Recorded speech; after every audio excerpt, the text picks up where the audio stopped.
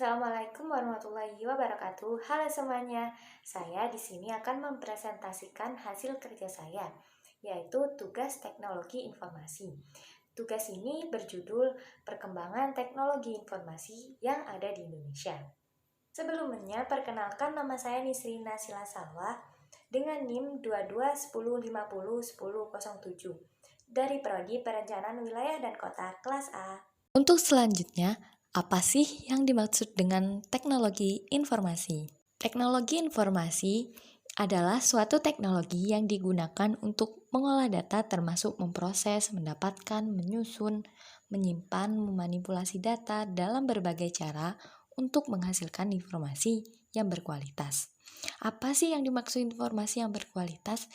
Informasi yang berkualitas itu informasi yang relevan, akurat, dan tepat waktu yang digunakan untuk keperluan pribadi, bisnis, dan pemerintahan, serta merupakan informasi yang strategis untuk mengambil keputusan. Teknologi ini menggunakan seperangkat komputer untuk mengolah data sistem jaringan untuk menghubungkan satu komputer dengan komputer lainnya sesuai dengan kebutuhan. Dan teknologi telekomunikasi digunakan agar data dapat disebar dan diakses secara global. Untuk selanjutnya, perkembangan teknologi informasi.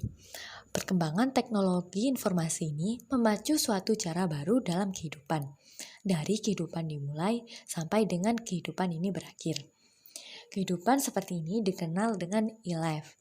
Artinya, kehidupan ini sudah dipengaruhi oleh berbagai kebutuhan secara elektronik. Dan sekarang ini sedang semarak dengan berbagai huruf yang dimulai dengan awalan E, seperti e-commerce, e-government, e-education, e-library, e-journal, e-medicine, e-laboratory, e-biodiversity, dan yang lainnya lagi yang berbasis elektronika. Selanjutnya, peran teknologi informasi. Dalam kehidupan kita di masa mendatang, sektor teknologi informasi dan telekomunikasi merupakan sektor yang paling dominan. Siapa saja yang menguasai teknologi ini, maka dia akan menjadi pemimpin dalam dunianya. Teknologi informasi banyak berperan dalam bidang-bidang. Antara lain, yang pertama itu bidang pendidikan atau e-education. Kecenderungan dunia pendidikan di Indonesia di masa mendatang adalah satu, berkembangnya pendidikan terbuka dengan modus belajar jarak jauh atau distance learning.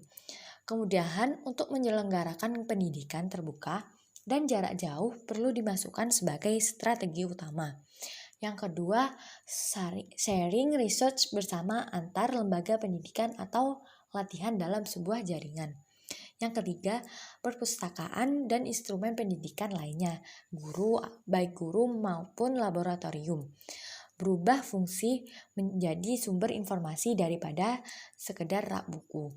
Penggunaan yang seterusnya yaitu penggunaan perangkat teknologi informasi interaktif seperti CD-ROM multimedia dalam pendidikan secara bertahap menggantikan TV dan video.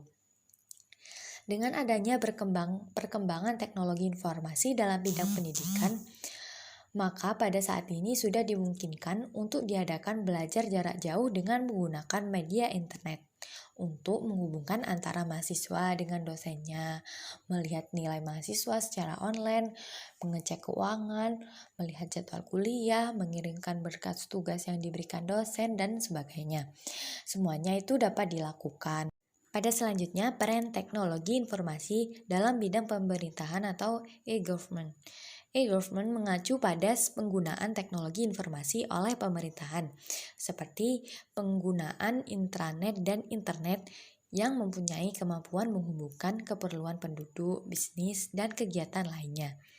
Bisa merupakan suatu proses transaksi bisnis antara publik dengan pemerintah melalui sistem otomasi dan jaringan internet. Lebih umum lagi dikenal sebagai World Wide Web. Pada intinya, e-government adalah penggunaan teknologi informasi yang dapat meningkatkan hubungan antara pemerintah dan pihak-pihak lain.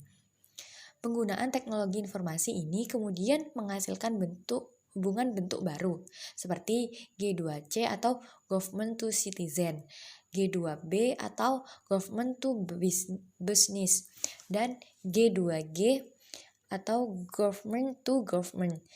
Manfaat e-government yang dapat dirasakan antara lain: 1. Pelayanan servis yang lebih baik kepada masyarakat.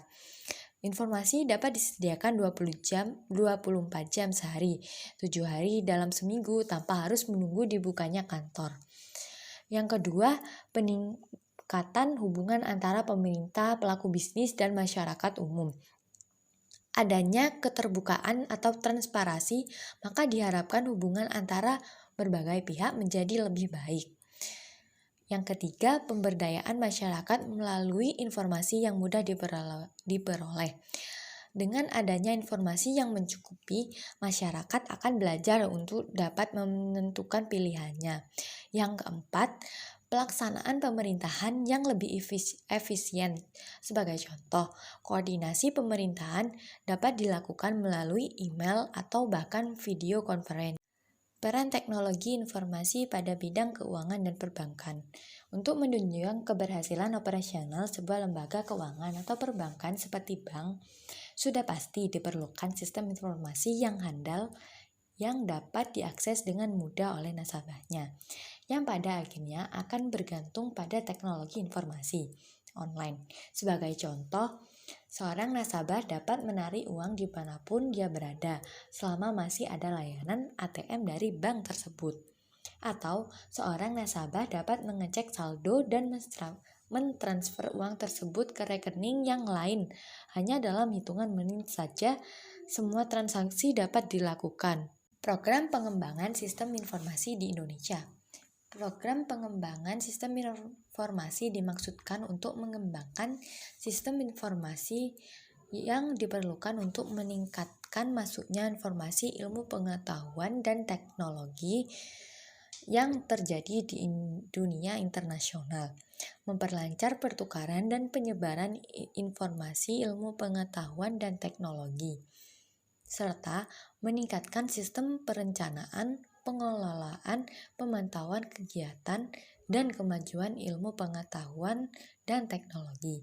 Kemudian, kesimpulan yang dapat diambil dari semua materi yang telah saya sampaikan yaitu perkembangan teknologi informasi di Indonesia sangat dipengaruhi oleh kemampuan sumber daya manusia dalam memahami komponen teknologi informasi, seperti perangkat keras dan perangkat lunak komputer, sistem jaringan baik berupa LAN ataupun WAN, dan sistem telekomunikasi yang akan digunakan untuk mentransfer data. Kebutuhan akan tenaga yang berbasis teknologi informasi masih terus meningkat.